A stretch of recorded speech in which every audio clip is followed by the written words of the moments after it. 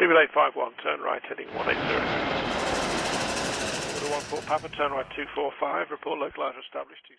It's the news we've been waiting for, but I think quite a few people rather dreaded welcoming in, and that is the news that Alitalia will be fully replaced by ITA this coming October.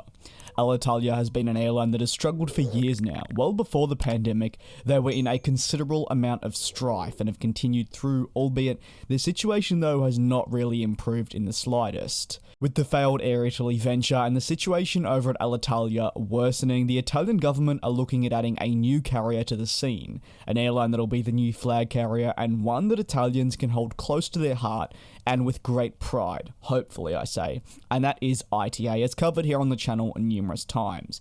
In saying all this, Alitalia announced that as of the past day, they will stop selling tickets for their flights, and come the 15th of October, they will fully close, with ITA coming in to replace them with a new look, but still at its very heart, you could definitely consider it a somewhat Alitalia 2.0, or maybe an Alitalia 2.5. ITA is planning on buying a number of slots from Alitalia, but not all of them, which means the remaining slots will actually just be going to competitors.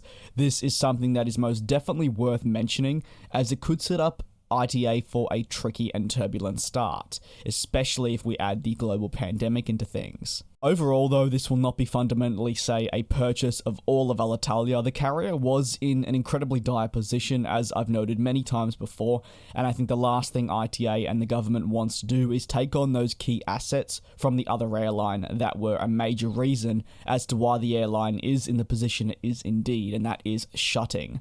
This would be overall detrimental to the future of ITA and not really start them off on the best foot to begin with. And we know if an airline does start off poorly within the aviation industry, it is statistically quite hard to come back from that.